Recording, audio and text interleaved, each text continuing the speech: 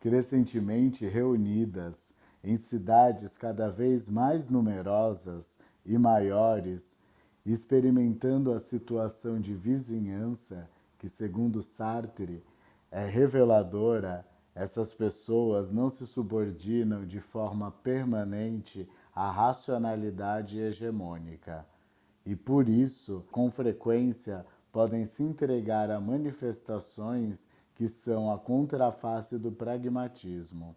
Assim, junto à busca da sobrevivência, vemos produzir-se na base da sociedade um pragmatismo mesclado com a emoção a partir dos lugares e das pessoas. Esse é também um modo de insurreição em relação à globalização, com a descoberta de que, a despeito de sermos o que somos, podemos também desejar ser outra coisa. Nisso, o papel do lugar é determinante. Ele não é apenas um quadro de vida, mas um espaço vivido, isto é, de experiência sempre renovada, o que permite ao mesmo tempo a reavaliação das heranças e a indagação sobre o presente e o futuro. A existência naquele espaço exerce um papel revelador sobre o mundo. Olá, pessoal. Espero que todas, todos e todes estejam bem. Estou iniciando aqui nossa terceira videoaula, nosso terceiro encontro, a relação entre a arte, a educação e o território. Vou falar sobre o evento do Sarau das Artes, que aconteceu em Sapopemba no mês de maio deste ano. A gente já tinha discutido lá em 2019 que em 2020 faríamos um sarau ligado ao território, relacionado ao território, mas até então a gente não tinha se aprofundado tanto, né? Porque levou 2 anos, tivemos 2 anos de aprofundamento teórico e de vivências relacionadas ao território e práticas pedagógicas também. Então, no começo desse ano, tivemos uma reunião onde decidimos coletivamente, através de uma votação, se de fato o tema, né, do sarau seria Sapopemba, Fazenda da Juta, o território, ou não. Então, foi decidido que sim, né? Surgiram até que outros temas, mas nenhum tema conseguiu, acho que, superar esse afeto que já tínhamos criado. Então, os saraus anteriores, eles tinham essa característica, né, de homenagear principalmente pessoas. Então, em Sapopemba, a gente já tinha homenageado anteriormente a escritora Elisa Lucinda, já tinha sido homenageado Chico Buarque, Milton Nascimento. A gente tinha que criar uma forma, um nome, uma estrutura, né? Como a gente ia trabalhar esse sarau. Chegamos à conclusão de que não homenagearíamos apenas uma pessoa, mas tentaríamos fazer uma grande homenagem a todas as manifestações culturais. A gente começou a estruturar como seria então esse sarau e fazer um levantamento de possibilidades do que os espaços poderiam ser, criar nomes de espaços, né, e pensar numa estrutura de receber tanto as pessoas que se apresentariam quanto o público também. Então, sempre esses saraus que a gente faz no programa Fábricas de Cultura, ele tem uma característica de ambientalizar todo o prédio onde vai se acontecer esse sarau, sendo que são sempre trazidas estruturas visuais, sensoriais, sonoras relacionadas ao tema norteador. Ficamos nessa e vamos falar sobre Sapopemba, então elencamos coisas que seriam super importantes de falar sobre a região. A gente fez uma votação coletiva do que ficaria e do que sairia. Foi muito divertido e saíram coisas muito legais. Teve uma sala que a gente decidiu fazer uma sala voltada a se pensar a economia criativa da região a partir de exposições de pessoas que fazem trabalhos manuais, né? E se chamava Sapo Shops. Teve a sala multiuso, que era uma grande sala, que é a maior sala de apresentação. A gente chamou de Terreiro da Tia Cida, em homenagem à Tia Cida dos Terreiros, que é uma cantora de São Mateus. Teve também o espaço Fazenda da Juta, o espaço Minha Casa Minha Juta, que era um espaço que falava sobre a história do movimento de moradia da região, um espaço da recepção chamado Caminhos. Esses foram os ambientes que foram idealizados e posteriormente ambientados de acordo com as escolhas, né? E outras coisas que foram decididas foi tipo a programação visual, não sei se vai dar para ver direito, mas esse daqui é um mapinha com os lugares que tem o nome dessas salas que eu falei. E toda essa questão, né, de logística e organizacional foram decididas em algumas reuniões entre a gente e equipe. E uma coisa que demorou muito tempo para ser decidida foi o nome do sarau, né? Surgiram alguns nomes durante as reuniões e a gente ficou segurando um tempo, porque todos eram muito bons, as votações elas ficavam muito equilibradas e depois de algum tempo fizemos reuniões separadas com as equipes, né, os grupos de acordo com os turnos que eles dão aula e o nome saiu Sapopemba e suas raízes, né? Que Sapopemba, o nome Sapopemba tem relação com raízes e juta e misturado, que é um trocadilho de junto e misturado. Os saraus da Fábrica de Cultura, eles têm uma estrutura que eles costumam seguir, que é sempre ter uma abertura, um encerramento, salas mais contemplativas e não com atrações mais ativas. A gente pegou de certa forma o que essas pessoas, né, esses coletivos, pessoas, eles tinham a oferecer e tentamos também usar isso ao nosso favor. Então, nesse sarau, a abertura não foi feita pelo corpo de educadores, foi feita por coletivos da região e grupos de aluno. Então a abertura desse sarau começou fora da fábrica, no portão da fábrica, com o coletivo Eureka, que é um coletivo da região que já existe há mais de 20 anos, com um bloco que fala sobre o Estatuto da Criança e do Adolescente. E eles mandam super bem. E na sequência entrou os senhores da nossa turma de canto e coral de sábado, que são pessoas mais velhas, né? Daí rolou essa coisa etária de diferentes idades, né? Mesclando o Sapopemba e suas raízes e o Juta misturado. E no final da apresentação do pessoal do canto, entrou um coletivo de rap chamado Coletivo Paralelos, que inclusive o nosso auxiliar administrativo, o Ítalo, que mora na região de Sapopemba, ele canta nesse coletivo, né?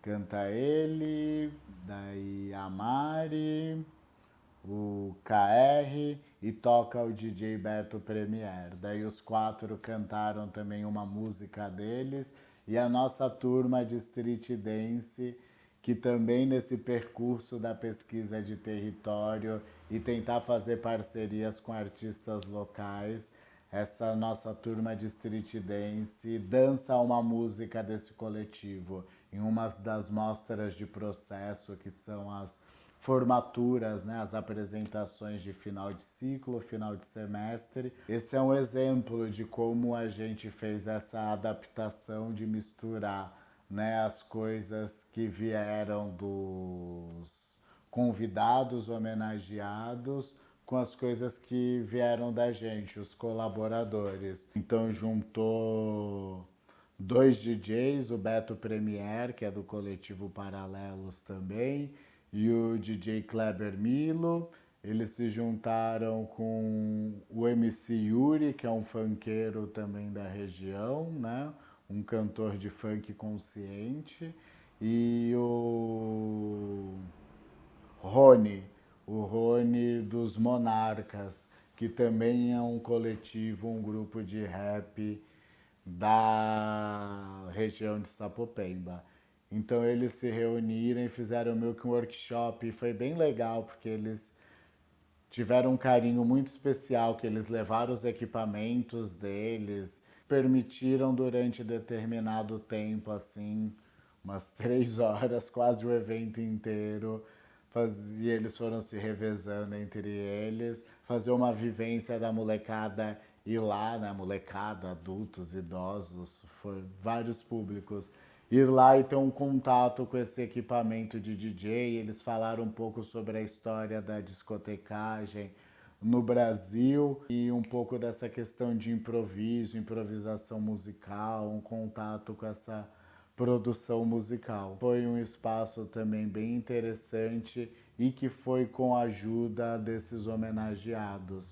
Outro espaço também muito interessante foi o Minha Casa Minha Juta. Ele contou com uma exposição de fotos que pessoas da região mesmo, como o senhor Décio, que é do movimento de moradia. Teve também um palco que foi muito interessante, que alguns cantores de rap utilizaram esse espaço, né? Que foi um espaço alternativo, não convencional.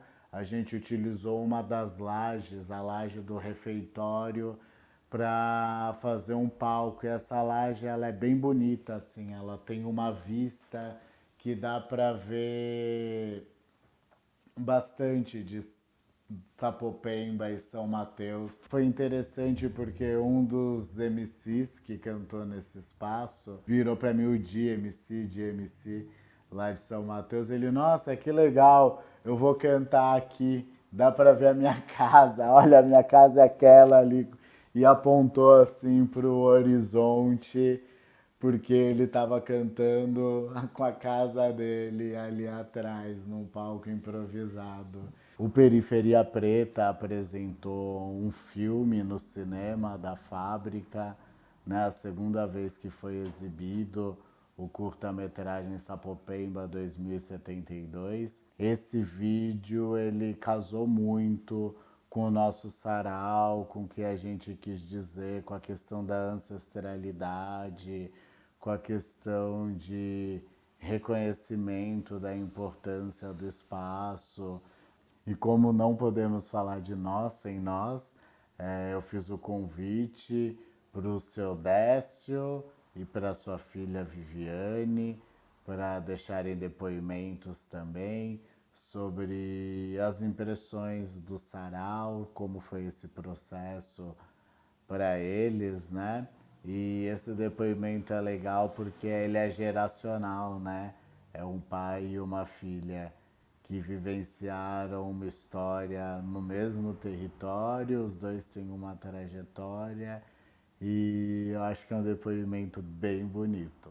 Meu nome é Viviane Porto, eu tenho 43 anos, nasci aqui, eu gosto bastante de morar aqui, muita coisa já mudou, muita coisa vem melhorando, né, no bairro. Eu acredito que tem muita coisa possa ser feita no bairro, mas com com a união das pessoas. A gente aqui já sofreu bastante, né, com violência, assim como todo mundo, mas eu acredito que não tem uma solução simples para tudo. Eu acho que é a participação da sociedade, da comunidade, e também de cobrar, né, os nossos governantes para que tenha mais investimento em educação, em saúde. Eu acredito que essa é a via de que as coisas vão melhorando. A relação do meu pai com o bairro, eu cresci acompanhando. Ele era a pessoa que resolvia as coisas assim para a vizinhança, que passava abaixo-assinado, que fazia reuniões, que reunia as pessoas para fazer alguma coisa. É uma lombada quando tinha muito acidente.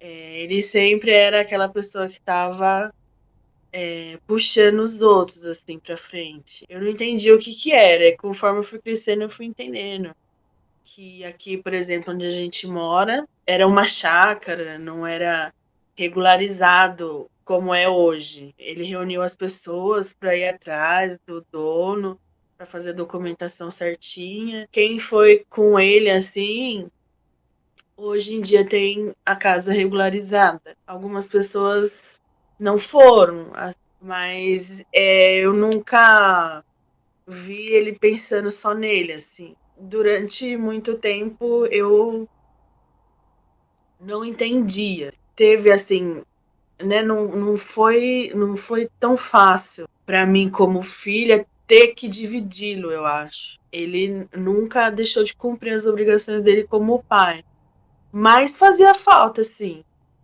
E assim, como eu era pequena, eu não entendia onde ele estava, eu só entendia que não estava aqui. Então, fez falta bastante. Mas eu sempre via ele correndo de um lado para o outro e ele estava resolvendo. Não só aqui na rua, né? Para os vizinhos, como para os parentes também. Ele sempre foi uma pessoa assim que aconteceu alguma coisa e o pessoal chama o Décio que ele resolve. E minha mãe também, né? Minha mãe é um jeito diferente, né? Mas ela sempre teve, eu presenciei essa presença de cuidar, né, das pessoas. E não é porque aqui em casa tinha dinheiro sobrando, nunca teve como não tem agora, mas eu sempre vi eles dividindo o que tinha, assim. Já vi minha sala aqui virar distribuição de leite, porque não tinha lugar para distribuir, então o governo doava os tickets, né? E tinha que ter um lugar para distribuir, lugar físico, então nem se pensava duas vezes. Eu lembro que uma vez eu fui para um passeio da escola e na hora que eu voltei, a casa virou uma enfermaria, assim.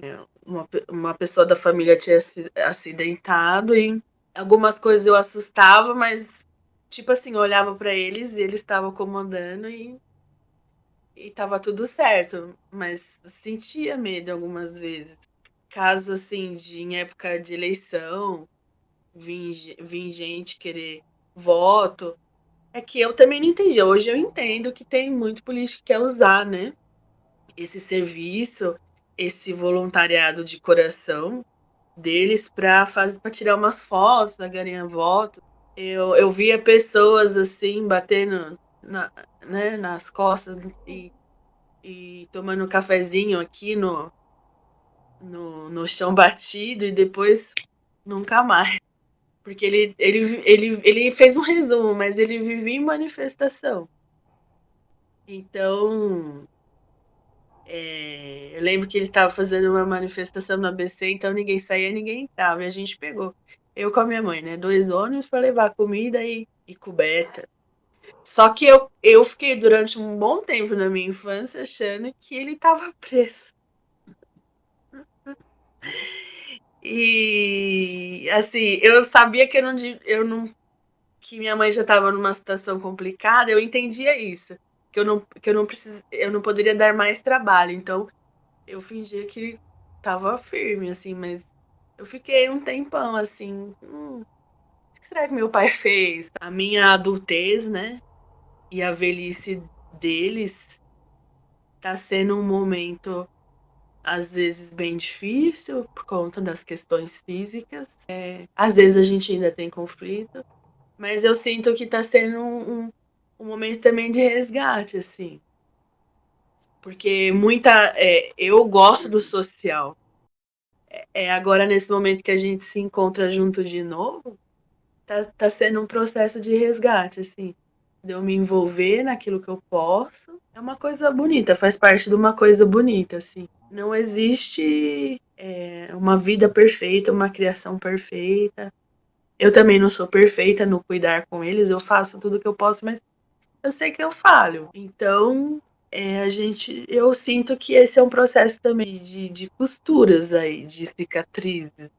O processo, eu comecei a escrever por desabafo, assim, mas hoje eu vejo cada coisa que eu consigo escrever pensando neles também é um processo. A participação no sarau, quando meu pai falou que o pessoal tinha convidado ele, eu fiquei muito feliz. Conhecer a fábrica de cultura era um desejo meu. E eu sempre vinha deixando para depois, para depois, para depois. Eu falei assim, acho que essa oportunidade, os horários bateram, foi tudo aconteceu. Eu fiquei muito feliz da conversa do Luiz aqui em casa, gostei da pessoa dele, tudo que ele estava apresentando pra gente foi batendo com os nossos princípios, assim. Então eu acredito que desde ali foi um encontro muito bacana. Foi uma oportunidade de fazer um passeio em família. Comigo, assim, com eles foi o primeiro passeio. E aí eu sabia que ia ter uma exposição das fotos dele. E chegando lá, vi as fotos e fiquei feliz por ele, por dar homenagem, fiquei feliz. Eu fiquei feliz de conhecer a fábrica e ver quanta coisa bonita de pessoas, de jovens, de senhoras, de senhores, todos participando, não só como plateia, mas como personalidades ali fazendo arte, porque a arte, a gente, pelo menos eu falo assim por mim, tô acostumada a trabalhar, trabalhar, trabalhar, trabalhar, e a arte é vista como um supérfluo, né? Quando você cria um olhar para admirar uma arte, para fazer arte, a sua alma fica diferente, né? A alma melhora. Então, é bom para todo tipo de pessoa, para todo tipo, para todas as idades. Eu penso também quantas crianças são tiradas da rua porque com tudo aquilo ali na fábrica de cultura, a oportunidade de aprender perto de casa, e as crianças, os meninos, as meninas dançando lá no teatro, foi emocionante, assim. Eu acho que eu só tinha ido em teatro uma vez quando eu era pequena. E nunca mais fui também. Ou às vezes é muito caro, ou às vezes é só trabalho, trabalho, trabalho. E quando paro, eu quero dormir. Mas foi muito bonito de ver.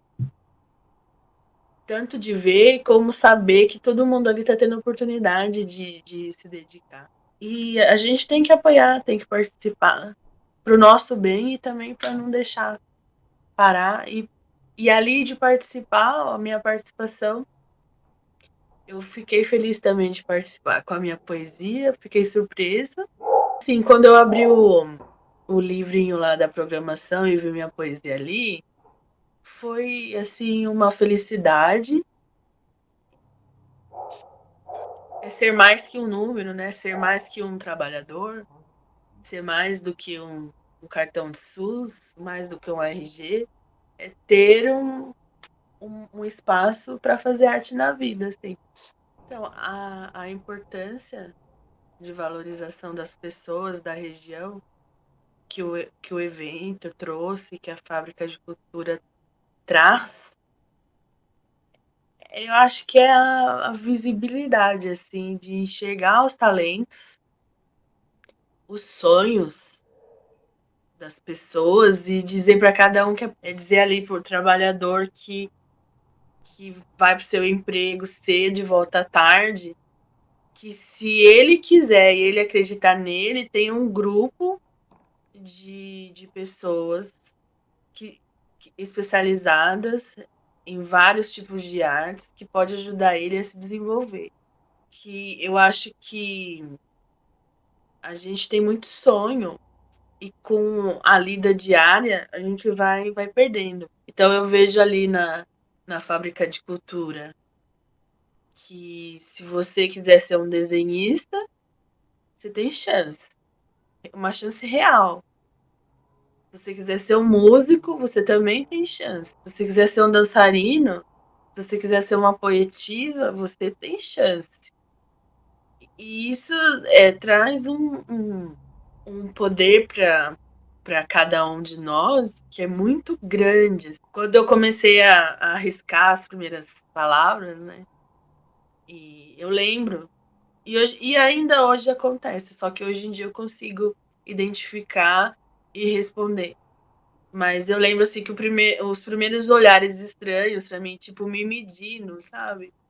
Eu já ouvi de gente com poder aquisitivo alto falar que não era para mim, falar assim, ó, esquece que isso não é para você. Só que hoje em dia eu já tenho a resposta, mas antes eu não tinha.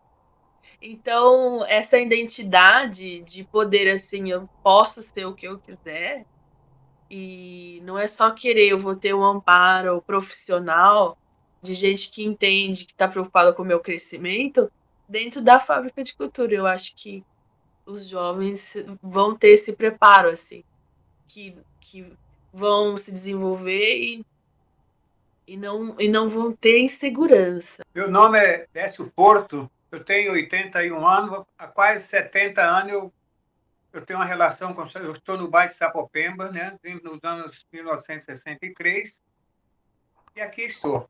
Tem uma relação... Comecei a construir uma relação no bairro de Sapopemba desde essa época, né, que morava no bairro da Moca, mudei para cá, vim para cá por questões de relação de família, de amizade, né? E aí estou aqui, construí comprei um terreninho e estou nesse lugar aqui há mais de 60 anos. A relação com o problema com o movimento de moradia, isso começou a acontecer nos anos 88, quando teve um grande encontro ainda do governador Orestes Quercia em Brasília. Aí fez aquele estandalhaço todo que ia dar moradia para todo mundo, né? Aí a pessoal se alvoroçou, vamos ter casa, vamos ter moradia aí, está pensando que é de um dia para outro, né?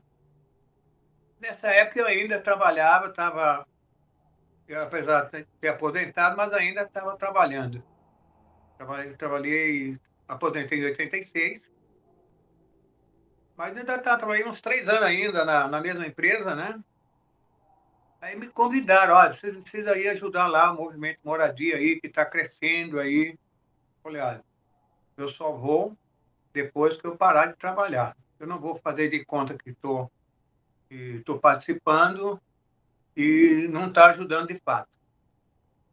Aí o movimento começou a crescer, crescer, crescer, e aí começamos a organizar, cadastramos o pessoal através da CDHU, tem um projeto, uma oferta de mais de 300 unidades, 320 unidades pronta.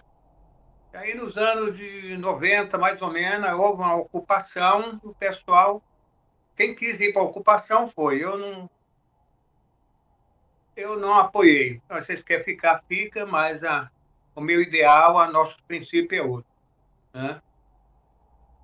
E aí, de tanto o movimento pressionar, ser organizado, demorou 10 anos nós conduzindo o movimento. Aí, em 97, 98, surgiu a oportunidade desse projeto de moradia popular de autogestão. E aí foi quando a gente conseguiu aí na Fazenda da Ju 360 unidades e na Fazenda do Carmo mais 320, né? Mas não foi só a moradia que nos levou a isso, né? Nós não queremos só... A população não quer só morar, quer qualidade de vida, né? Quer oportunidade de trabalho e segurança como um todo. E aí aconteceu, esse projeto aí através da associação, que hoje não existe mais, né? Nós conseguimos construir na Fazenda da Ju 360 unidades. O plano era para 15 meses. A nossa parte nós fizemos em 12 meses, né? O pessoal ralou, o pessoal se ralou, mas conseguimos concluir nossa obra em 99, cuja entrega foi dia 18 de dezembro de 1999. Porteira fechada, tudo, todo mundo certinho, morando. E estão lá até hoje. Alguns estão até hoje, outros venderam, né? Mas a nossa parte a gente fez. Mas a gente conseguiu, além da moradia, muitos equipamentos sociais, né? Tinha as áreas institucionais, como a Fábrica de Cultura, a ETEC, né? Não só eu, mas um grupo de pessoas, um grupo de liderança se organizou independente da cor da carteira partidária, né? Nós não levamos em conta esses fatores. E aí veio a Fábrica de Cultura. Com relação ao sarau, aí fiquei muito agradecido de saber da notícia e ser convidado, né? Me interessei muito e foi muito proveitoso aquele momento, eu consegui avisar algumas lideranças que fez parte do grupo, né? Para estar lá, uns compareceram, outros não. A parte do teatro, visitei lá com a minha esposa, minha filha Viviane, né? E a participação como um todo, né? Várias pessoas, várias áreas ali, o pessoal participando. Foi um dia gratificante. Poxa, esse movimento do sarau para a região foi muito importante e gratificante, quando eu vejo ali muitos jovens participando ali, cada um fazendo do seu jeito, né? As suas interpretações, as suas ações. Eu fiquei gratificante, viu? Violeiro, senhor de idade participando lá, viu? Dizendo que está fazendo aula de música ainda, para mim foi maravilhoso. Considerações finais dessa aula, né? Que na verdade tem mais um formato de partilha. Essa partilha ela foi muito importante, acho que primeiramente para nós, equipe administrativa, né, pedagógica da Fábrica de Cultura Sapopemba, porque ressignificou para a gente o nosso ambiente de trabalho, né? Trouxe sentido, mais sentido. Não que a gente não tivesse o cuidado em pensar o território, mas talvez a gente não tivesse aprofundado tanto em tantas coisas e esse aprofundamento foi bem importante. A gente conseguiu conhecer, né, coisas, pessoas, instituições, manifestações culturais, restabelecer elos, fazer parceria. Então, a cultura é um organismo vivo, né? E um organismo vivo, ele precisa estar se relacionando, tendo contato com coisas para manter a fluidez da sua existência.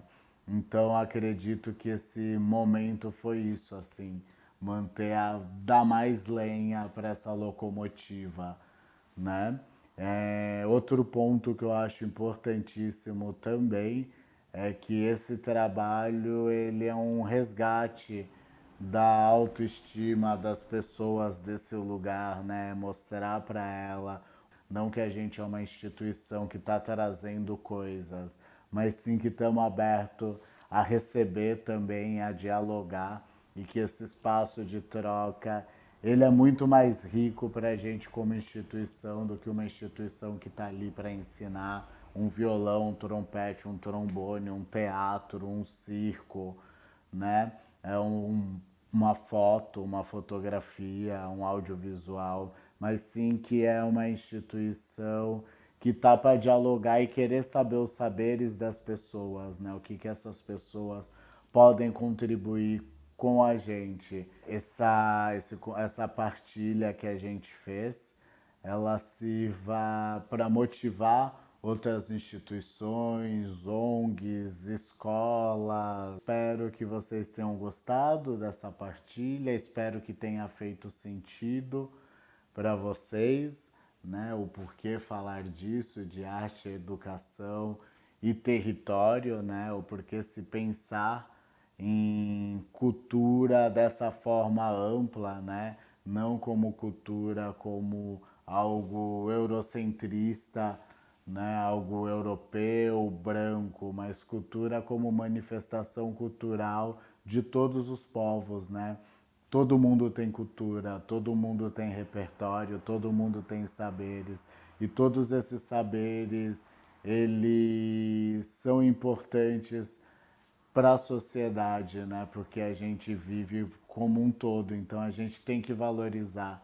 Então, espero que a gente valorize esses pequenos saberes, essas pequenas culturas, né? Essas gigantescas, na verdade, culturas. Então, estamos chegando ao fim do nosso terceiro encontro e ao fim das nossas aulas, a relação entre a arte e a educação e o território. Espero que vocês tenham gostado dessa partilha. Queria agradecer a todos que deram seus depoimentos e contribuíram para essa partilha e queria refletir a importância, né, dessa conexão com o espaço, com o território, e espero que esse vídeo sirva como inspirador, indiferente do tipo de instituição cultural, escola de arte, religiosa, começar a valorizar o seu entorno, o seu território,